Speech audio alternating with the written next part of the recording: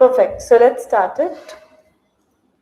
सबसे पहले हम सबसे डिफिकल्ट 16 टर्म्स कर रहे हैं जो पढ़ने में एकदम सिमिलर लगता है, exactly don't know the difference. ठीक है, तो बेसिक टर्म है बट डिफरेंसेस हैं, इसलिए सबको समझेंगे। सबसे पहले स्टार्ट कर रहे हैं वायरस से।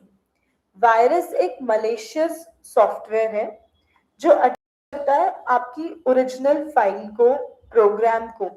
ठीक है, सो यहाँ पर एक चीज इसका कीवर्ड याद रखना, ये होस्ट फाइल के थ्रू स्प्रेड होता है।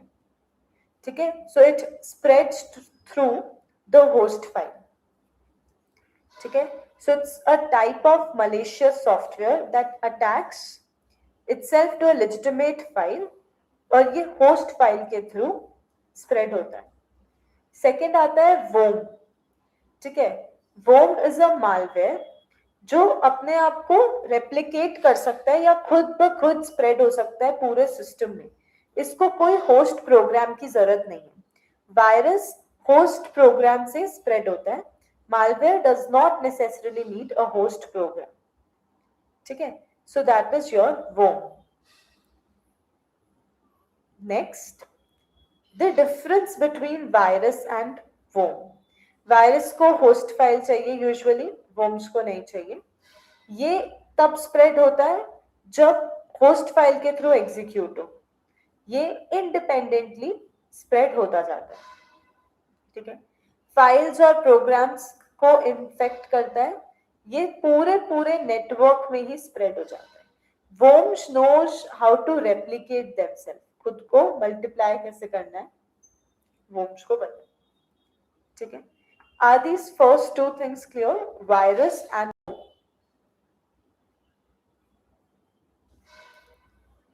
नेक्स्ट आता है ट्रोजन हॉर्स।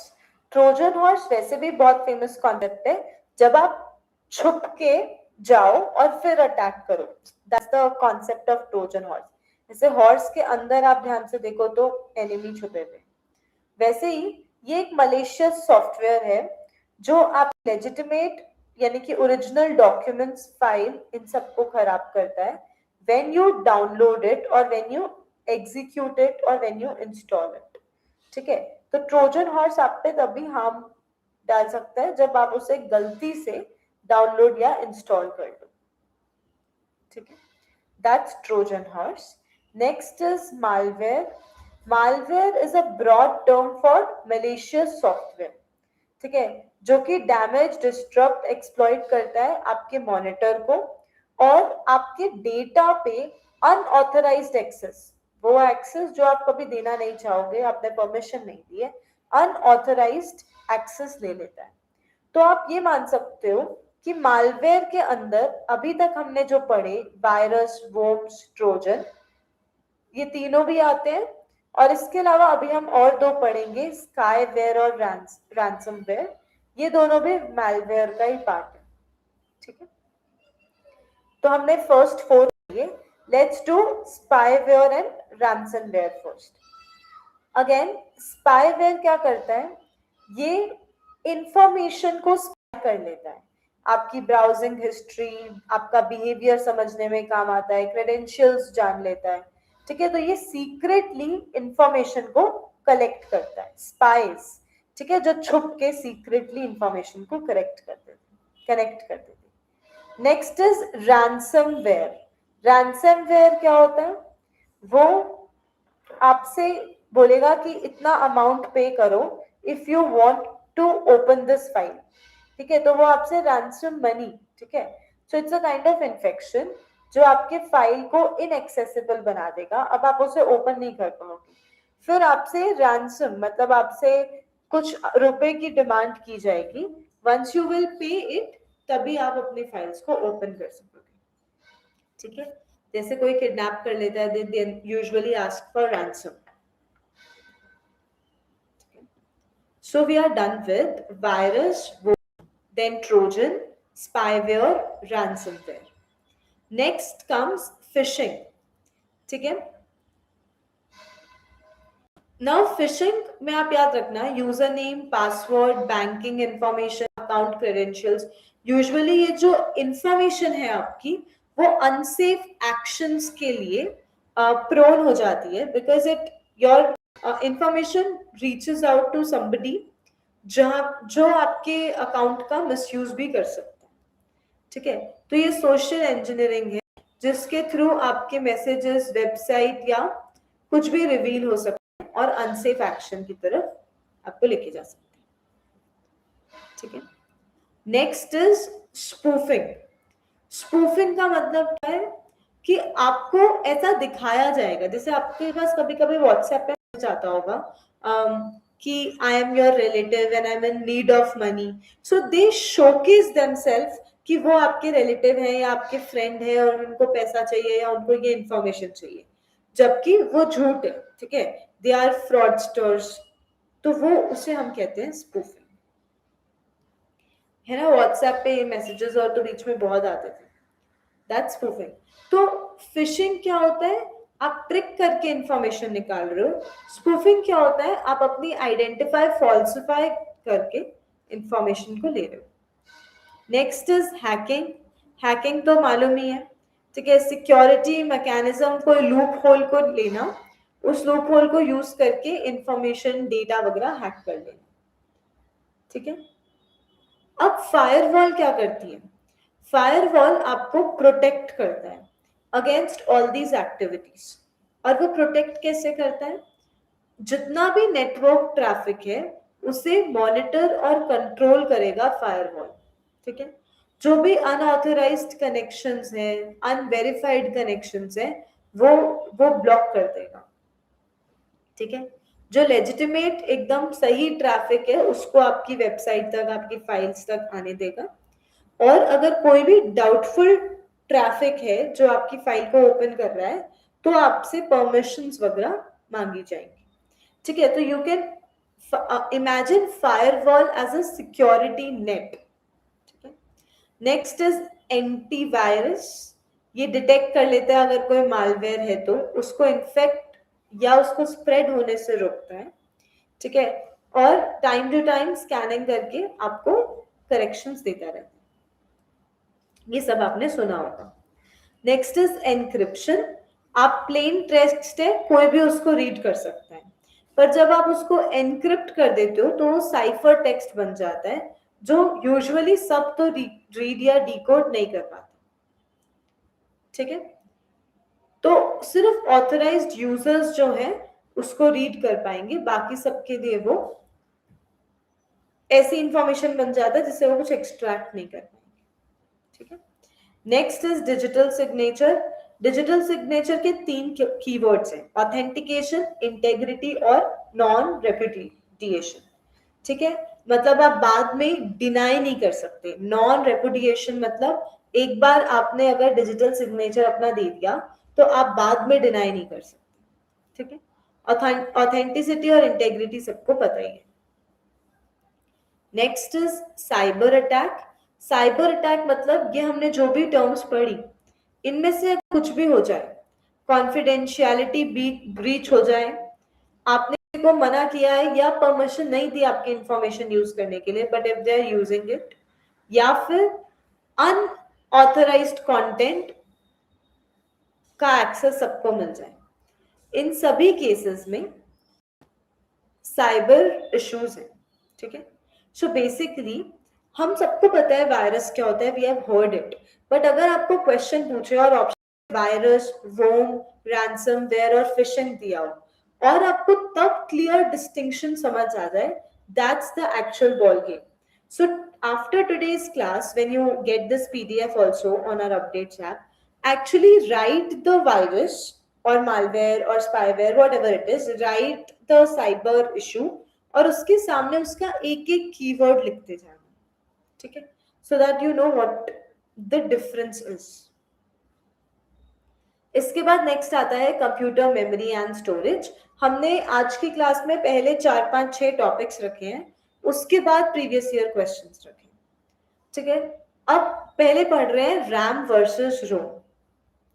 आई होप सबको क्लियरली विजिबल होगा आप जब. ठीक है, RAM is random access memory, ROM is read only memory. इसको आप ऐसे याद रख सकते हो, राम नाम सत्य है, व्हाट डज दिस मीन कि जो आया है वो जाएगा. सो रैम की मेमोरी में भी ऐसा ही होता है that this is temporary memory which holds data. ठीक है, जब आपका सिस्टम बंद हो जाएगा ये मेमोरी चली जाएगी. This is temporary. ROM is ROM ROM में बस गया which is like this is the real truth now. ठीक है, so ROM is non volatile. ये डेटा कहीं पे भी जाता नहीं है, इट स्टेज देयर. अगर पावर चली भी गई, पावर ऑफ भी हो गई, तो फिर भी आप नेक्स्ट टाइम कंप्यूटर खोलोगे, you will get the same home screen, you will get the same files still kept on your laptop. उसे बोलते हैं ROM which is read only memory. It does not go when your power is cut. ठीक है, इसके कुछ characteristics देख लेते हैं. अगर हम रैम की बात करें, ठीक है, तो रैम वॉलेटाइल है, रोम नॉन वॉलेटाइल, मतलब मूव नहीं होता, टेम्पररी नहीं है. ठीक है, रैम टेम्पररी है. रोम की जो इंफॉर्मेशन है वो विदाउट पावर भी, विदाउट इलेक्ट्रिसिटी भी वहीं पे रहेगी, कहीं जाएगी नहीं. रैम को आप कितनी बार भी रीड और राइट कर सकते हो.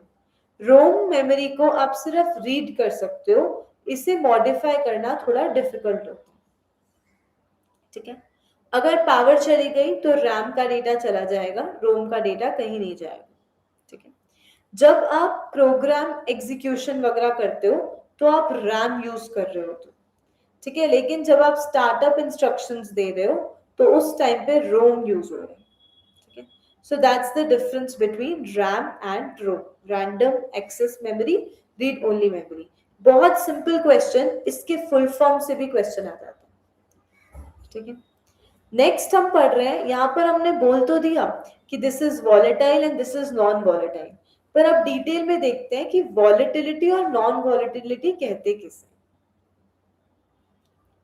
ठीक है, तो अगर हम वॉलेटिलिटी और नॉन वॉलेटिलिटी की बात करते हैं, तो वॉलेटिलिटी का मतलब क्या है, उसे कॉन्टिन्यूअस पावर की जरूरत है ताकि वो फंक्शनल रह सके.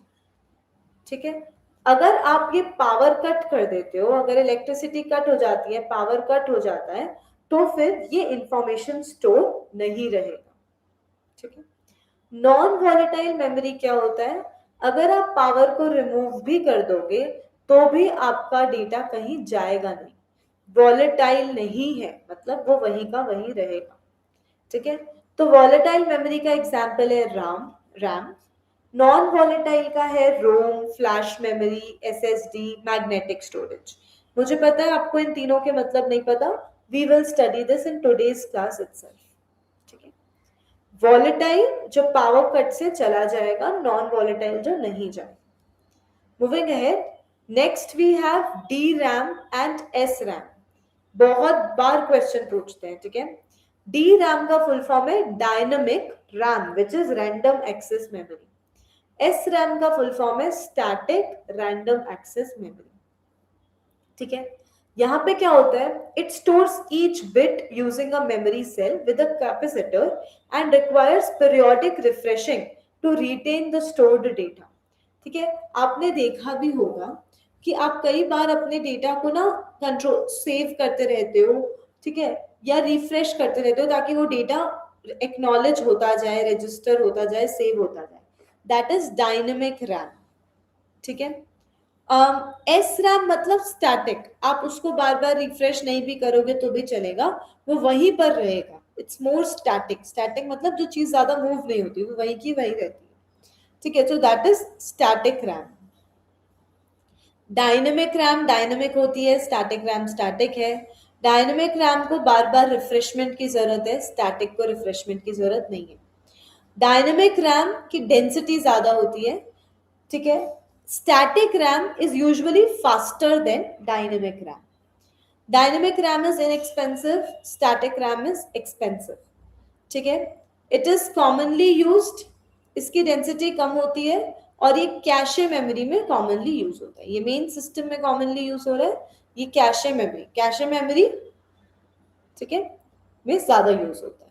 बहुत सारे क्वेश्चन जब आप रीअरेंज करते हो मेमोरी टाइप्स में, तो हम कैशे मेमोरी में जाते हैं. ठीक है, कैशे मेमोरी से स्टार्ट करते हैं पूरा सीक्वेंस. कंटिन्यू करते हैं. यहाँ पर हमने 3 टॉपिक्स पढ़ लिए, रैम और रोम क्या है, देन वॉलेटाइल और नॉन वॉलेटाइल मेमोरी क्या है, डी रैम और एस रैम क्या है. ठीक है, moving ahead, next up we are covering S D RAM. S D RAM full form है synchronous dynamic random access memory. देखो जहां जहां पे रैम आ रहा है आप सेम बोल रहे हो रैंडम एक्सेस मेमोरी. जब इसके आगे डी लगा दोगे तो ये बन जाएगा डायनेमिक रैंडम एक्सेस मेमोरी. और जब आप एस भी लगा दोगे तो ये बन जाएगा सिंक्रोनमस डायनेमिक रैंडम एक्सेस मेमोरी. ठीक है, तो ये सिंक्रोनमस है, यानी कि सिस्टम क्लॉक के साथ साथ सारी चीजें सेट हो जाती है. ठीक है, जो भी आपका सिस्टम क्लॉक चलेगा उस अकॉर्डिंग पूरा डेटा सेटल हो जाएगा. ये डी रैम का ही आगे प्रोग्रेशन है. ठीक है, ये एफिशिएंसी बढ़ाने के लिए और हाई स्पीड में ऑपरेशंस परफॉर्म करने के लिए आपको हेल्प करता है. ठीक है, ये मेन कंप्यूटर्स में बहुत ही इजीली यूज होता है. This is S D RAM. Next up we have 3 important things, which is PROM. ROM आपको पता है, read only memory. So now we are studying PROM, EPROM and EEPROM. इसका जो सबसे important question आता है वो इसके full form से ही आता है. ठीक है, PROM क्या है? Programmable Read Only Memory. देखो ROM क्या है? Read Only Memory. PROM क्या है? Programmable Read Only Memory. जो भी रीड ओनली मेमोरी है वो नॉन वॉलेटाइल है, तो उसमें तो कोई प्रॉब्लम ही नहीं है. क्योंकि ये प्रोग्रामेबल है, इसका मतलब क्या है कि एक बार आपने मैन्युफैक्चर किया, फिर आप उसको मैन्युफैक्चर करने के बाद रीड तो कर ही सकते हो, पर एक बार इसमें चेंज भी कर सकते हो. ठीक है, तो कभी कभी अगर आपने पहले के टाइम पे वो सीडीज यूज किए हो, ठीक है, जो आप एक बार उसका डेटा डिलीट करके वापस से चेंज भी कर सकते थे. That was your PROM. ठीक है, which is programmed after manufacturing. Next आता है EPROM. EPROM में PROM तो एकदम सेम ही है, which is programmable read only memory. यहां पर E स्टैंड करता है इरेजेबल के लिए. ठीक है, तो अब इसका मतलब क्या है, अगर आपका कोई डिवाइस है जिसमें ऑलरेडी डेटा है जिसको आप सिर्फ रीड कर सकते हो. ठीक है, EPROM आपको किसके लिए हेल्प करेगा? ये यूवी लाइट को यूज करके उस एग्जिस्टिंग डेटा को इरेज कर देगा, और इरेज करने के बाद आप इसको वापस से प्रोग्राम कर सकते हो, वापस से कुछ नया प्रोग्राम इसमें इंस्टॉल कर सकते हो. ठीक है, या कुछ नया डेटा इसमें डाल सकते हो. इसके बाद थर्ड आता है EEPROM, जिसका मतलब है electrically erasable programmable read only memory. ठीक है, सब कुछ सेम है, आप इसको प्रोग्राम करते हो, फिर एक बार डेटा इरेज करके वापस से उसमें डेटा डाल सकते हो, but you can multiple times remove the data and put new data. Why? क्योंकि ये जो इरेज कर रहे हो आप, it happens electronically. So that is EEPROM for us. हमने सबसे रैम और रोम का डिफरेंस किया, फिर हमने 3 टाइप्स की रैम पढ़ी, डायनेमिक, स्टैटिक और सिंक्रोनमस डायनेमिक. फिर हमने रीड ओनली मेमोरी रोम पढ़ा. रोम में हमने 3 पढ़े, PROM, EPROM, EEPROM. ठीक है, इनका डिफरेंस कीवर्ड्स मैंने आपको यहाँ पे दिया हुआ है ताकि आप याद रख सको. PROM एक बार प्रोग्राम होगी, EPROM यूवी रेज है, एक बार आप उसे इरेज करके वापस से प्रोग्राम कर सकते हो. EEPROM इलेक्ट्रॉनिकली आप उसे मल्टीपल टाइम्स प्रोग्राम कर सकते हो. ठीक है, we'll move to questions very soon. Last 3 to understand. Cache memory, बहुत क्वेश्चंस आएंगे इस पे. ठीक है, ध्यान से सुनना. कैशे मेमोरी स्मॉल है, हाई स्पीड मेमोरी है. ठीक है, जो आपका फ्रीक्वेंटली यूज्ड डेटा है ना, इंस्ट्रक्शंस है, उसको सेव करके रखता है, ठीक है. It is much smaller than your main memory. Cache memory की स्टोरेज इंक्रीज करना is also very costly affair. जो भी आपका फ्रीक्वेंटली यूज्ड डेटा है, मैं आपको एक सिंपल से एग्जांपल देती हूँ. आप फोन में मल्टीपल टैब्स ओपन करते हो, राइट, फिर मिनिमाइज करके टैब स्विच कर लेते हो. ये जब आपने मिनिमाइज किया और आपको पांचों टैब्स दिख गए जो खुले थे, ये कैशे मेमोरी है, ठीक है, जिसके थ्रू हमें पता चल जाता है कि रिसेंटली यूज्ड क्या चीज है और हम सीधा वहां पे जा सकते हैं. सो this is, now you will be able to understand, this is smaller, more expensive, recently used data और instructions उसके पास होते हैं. ये आपके सीपीयू के परफॉर्मेंस को भी इंक्रीज कर देता है.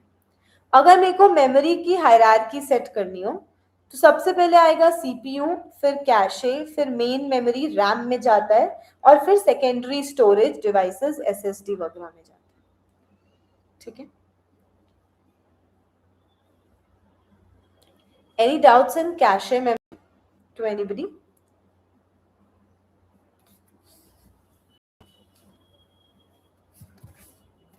Cache memory, any doubts? ठीक है, okay. Next we have registers, ठीक है.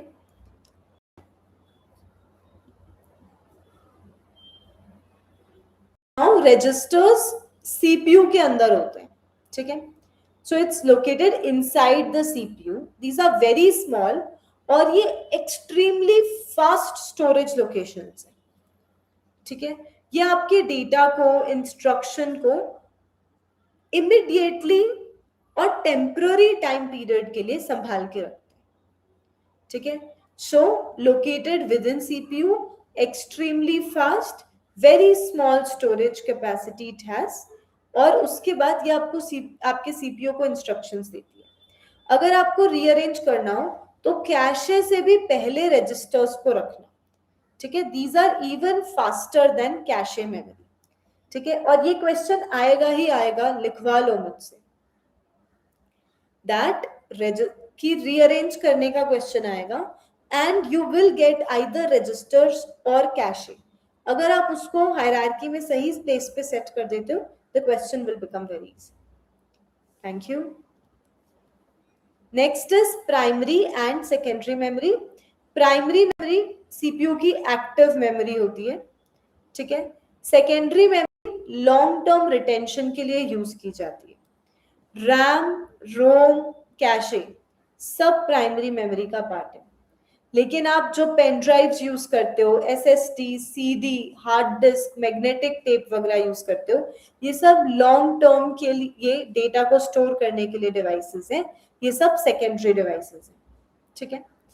प्राइमरी डिवाइसेस जो होते हैं, प्राइमरी चीजें usually more prone to volatility होती है. पावर कट हुआ तो उसके जाने का चांस ज्यादा होता है, ठीक है.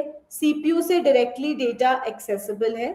सेकेंडरी स्टोरेज से ज्यादा महंगा और ज्यादा फास्ट होता है प्राइमरी मेमोरी.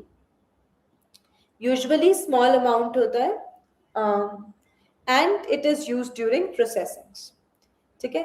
तो अगर आपका लैपटॉप मान लो टैब स्विच करने में स्लो हो रहा है, तो आपका प्राइमरी मेमोरी वहां पे हैम्पर हो रही है. अगर हम बात करें सेकेंडरी मेमोरी की, अगर हम बात करें सेकेंडरी मेमोरी की, तो ये नॉन वॉलेटाइल है. पावर कट से इसको जल्दी से कुछ होगा नहीं. Capacity is also more. This is slower then primary memory, और ये लॉन्ग टर्म में आपके डेटा को स्टोर करने में आपको हेल्प करता है, ठीक है. So that's the difference between primary and secondary memory. Before we see magnetic storage, optical storage and flash storage, I want you to just let me know if you have any doubts till here.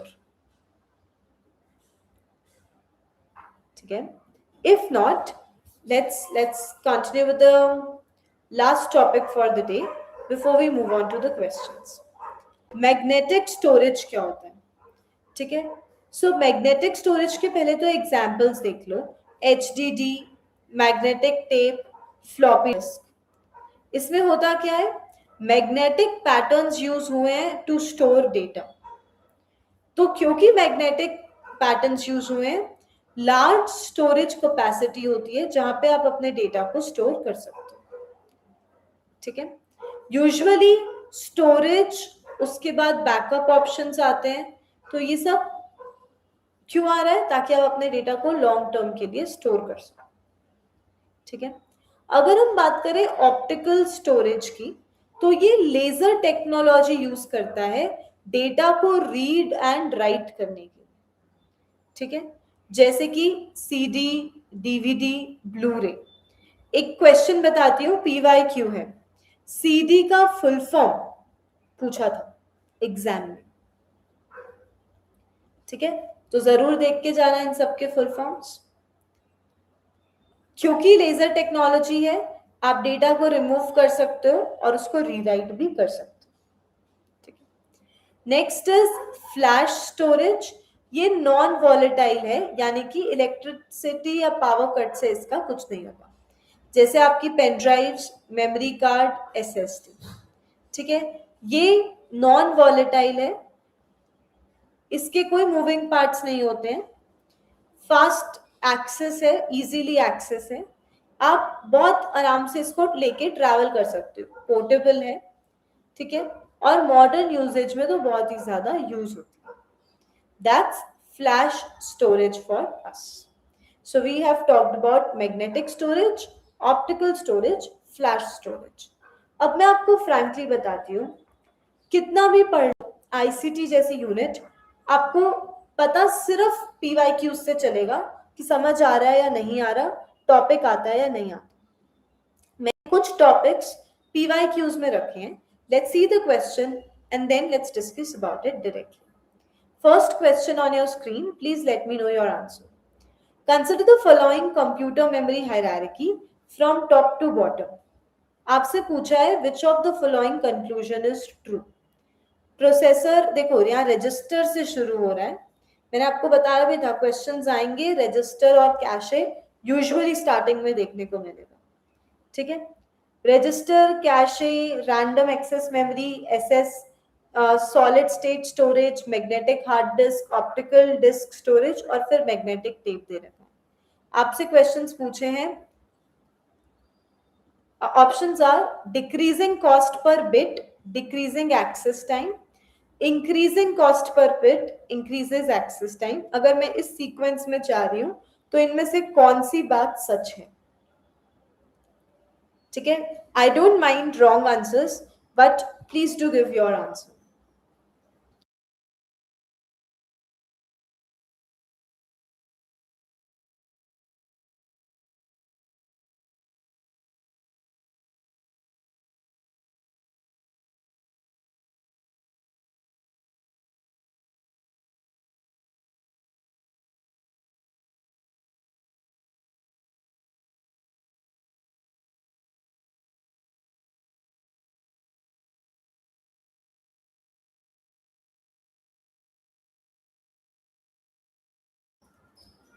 जब हम इस hierarchy में जा रहे हैं, हमारा cost increase हो रहा है या डिक्रीज हो रहा है, पहले ये देख लो।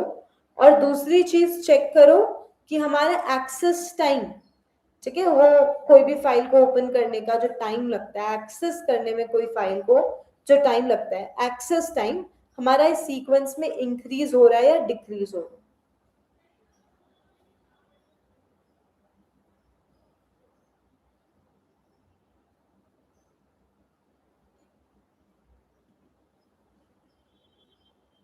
ठीक है,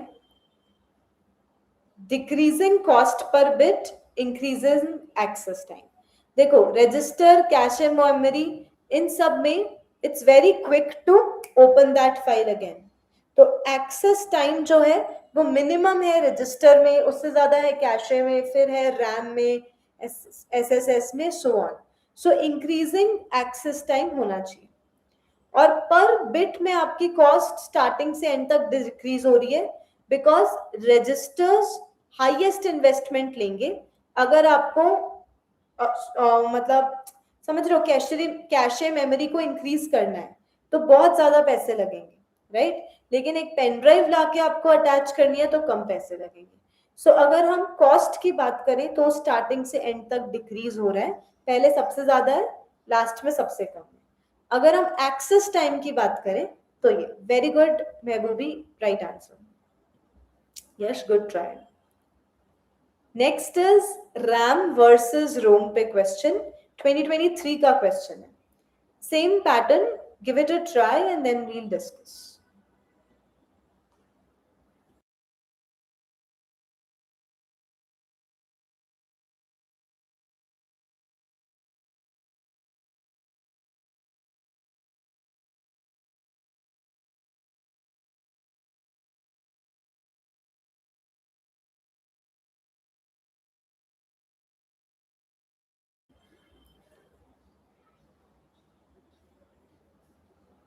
देखो ये तो एकदम ही गलत है।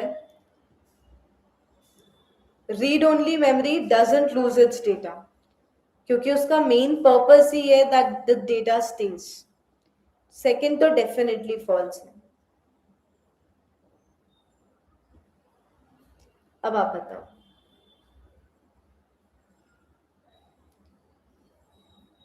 ये एकदम सही है, ये अभी अभी आपने देखा है। कैशे मेमोरी का एक्सेस टाइम कम है, रैम का एक्सेस टाइम ज्यादा है। आपने यहाँ पर देखा है इंक्रीजिंग एक्सेस टाइम। तो ये भी यही बोल रहा है कि रैम एक इंटरनल मेमोरी है जो उसका एक्सेस टाइम स्लो है, मतलब ज्यादा टाइम लेता है वो कैशे से।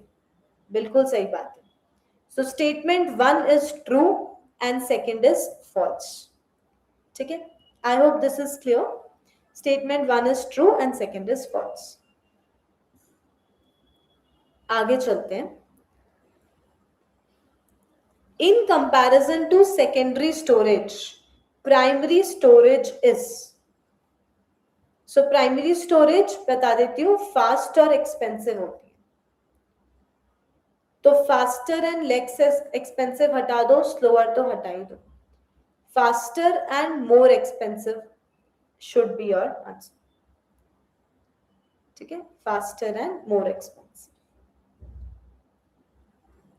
Next question on your screen.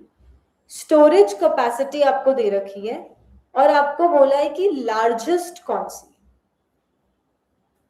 ठीक है, give it a try, I will wait.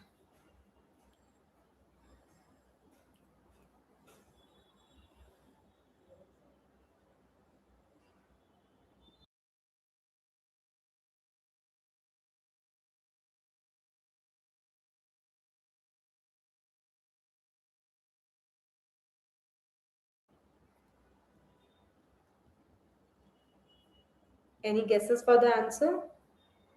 Very good, Kajal, right answer. केबी से ज्यादा एमबी होता है, राइट? और एमबी में one option is 2048, another is 2050। आपने ये क्वेश्चन तो कर दिया answer, but this is the concept that you should learn, ताकि ऐसा कोई भी क्वेश्चन आए तो आप बहुत आराम से आंसर कर सको। देखो इसका सीक्वेंस ऐसा जाता है, ठीक है? Bit, then byte, KB, then MB, GB, TB, PB, EB, ZB, YB. ठीक है,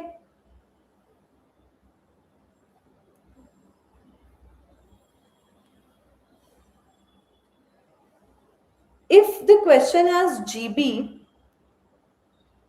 then it is even greater than MB.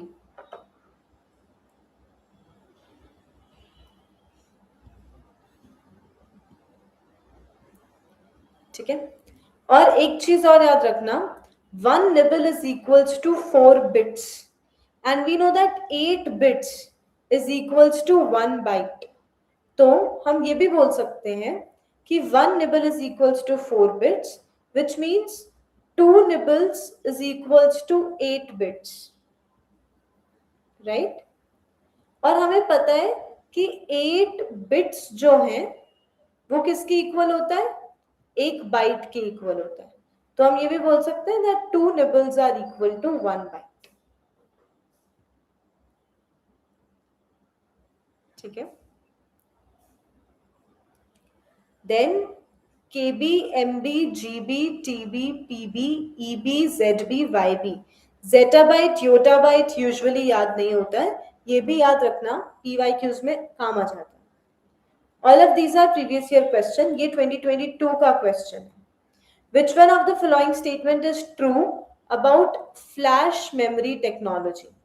एक बार याद दिलवा देती हूँ, हमने फ्लैश मेमोरी टेक्नोलॉजी पढ़ा है, ठीक है. यहाँ पे यूएसबी, मेमोरी कार्ड, एसएसडी, ये फ्लैश स्टोरेज थे, ठीक है. नॉन मूविंग होते हैं, नॉन वॉलेटाइल होते हैं, प्रॉब्लम सॉल्व कर देते हैं, usually modern and semiconductor memory use करते हैं, ठीक है. अब आपसे क्वेश्चन पूछते हैं.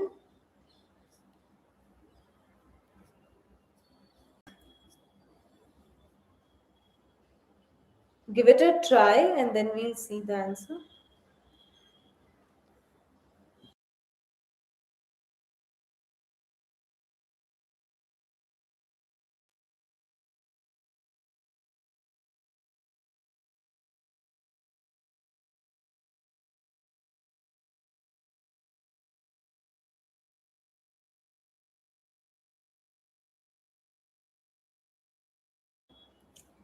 Good try, Mehboobi. It's very close. Non-moving parts या no moving parts एकदम सही है, but it needs large power supply. यहाँ little power दे रखा है, that's a problem. It needs large power supply to operate. ठीक है. Moving on, next question. ये CD और DVD के sections हैं, ठीक है. इसके नोट्स मैंने ऊपर दे रखे हैं. I did not teach you purposefully, क्योंकि हम यूजुअली CD DVD जैसे टॉपिक्स नहीं पढ़ते हैं कि आता ही होगा, and then sometimes we get confused. तो एक बार ट्राई करो.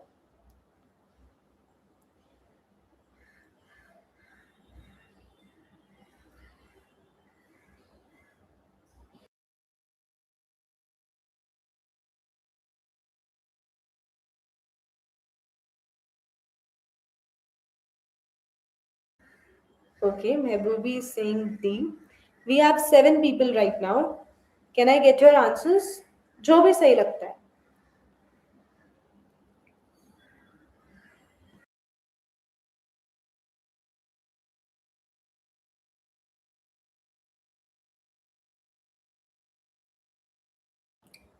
C. Okay, Kajal.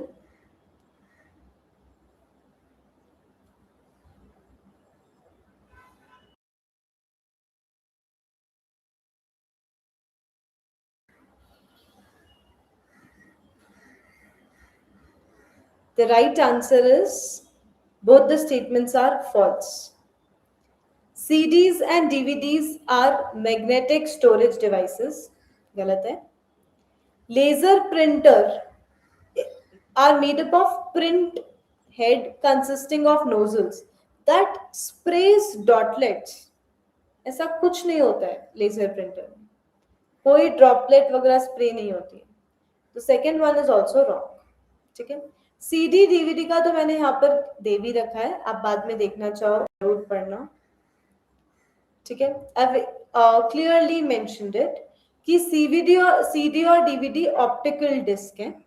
हमने यहाँ पर देखा भी था, we read about it, right? Optical disk में हमने CD, DVD और ब्लू रे देखा था, राइट. सो CD और DVD तो ऑप्टिकल डिस्क्स हैं. और इसके अलावा मैंने आपको और भी कॉमन इंफॉर्मेशन दे रखी है कि यूजुअल 700 MB का कैपेसिटी होता है और DVD में यूजुअली 4.7 GB कैपेसिटी होता है. तो अगर हम स्टोरेज की बात करें तो ब्लू रे में सबसे ज्यादा है, DVD में उससे कम है और CD में उससे भी ज्यादा कम है, ठीक है. And these are optical disks. यहाँ पे आपको क्वेश्चन में दे रखा है मैग्नेटिक डिस्क, इसीलिए ये गलत हो गया, ठीक है. So this is wrong and this is definitely wrong. Both the sentences are wrong. Moving on, next question on your screen. The question is for SSD and HDD. ये भी 2022 का question है. Which of the following are advantages of using SSD rather than HDD in your laptop or computers? ठीक है. क्या advantage है SSD का over HDD? साथ में ट्राई करते हैं. SSD इज मच लाइटर, बिल्कुल सही बात है. SSD has a lower power consumption, बिल्कुल सही बात है. SSDs आर थिक, नहीं नहीं, दीज आर मोर कॉम्पैक्ट. तो C को गलत कर दो. जिस जिस आंसर में C आ रहा है उसको हटा दो. You will get the right answer. ठीक है. Next question. Arrange the following optical storage devices in increasing order of their storage. ये तो हमने अभी अभी पढ़ा है. ठीक है.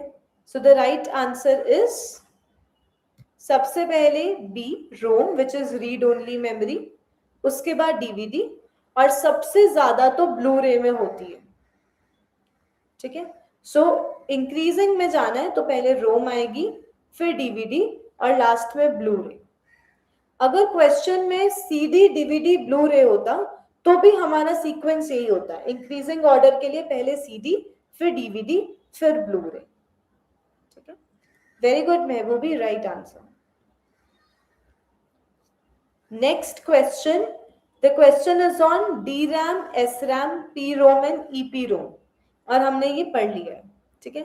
बट ये क्वेश्चन थोड़ा डिटेल में आया था. That is why I have kept it for you so that you all can actually take it away with you. ठीक है. इसका आंसर यहाँ पे देख लेते हैं. सबसे पहले देख लो dynamic random access memory, transistors और कैपेसिटर्स. ठीक है, क्योंकि सीपीयू से रिलेटेड हो जाएगा. फिर सेकंड आता है static random access memory, flip flops वगैरह. नेक्स्ट आता है प्रोग्रामेबल रीड ओनली मेमोरी. ठीक है, क्योंकि ये प्रोग्रामेबल है. और last is EPROM which is erasable. तो it has floating gate for transistors and capacitors. ठीक है. डिटेल्ड क्वेश्चन है, याद रखना. अच्छा क्वेश्चन है, can be repeated in your exam also. That's all. We'll be covering entire unit. क्योंकि ये यूनिट है ही ऐसी चीज, it demands us to solve more questions. So today also we'll keep the flow of the class like this. We'll solve 50-60 questions and then we'll cover concept used in each question. ठीक है. तो थोड़ा सा अपनी तरफ से prepare करके आओ. We'll start with previous year questions at 8:30. Thank you. Have a good day.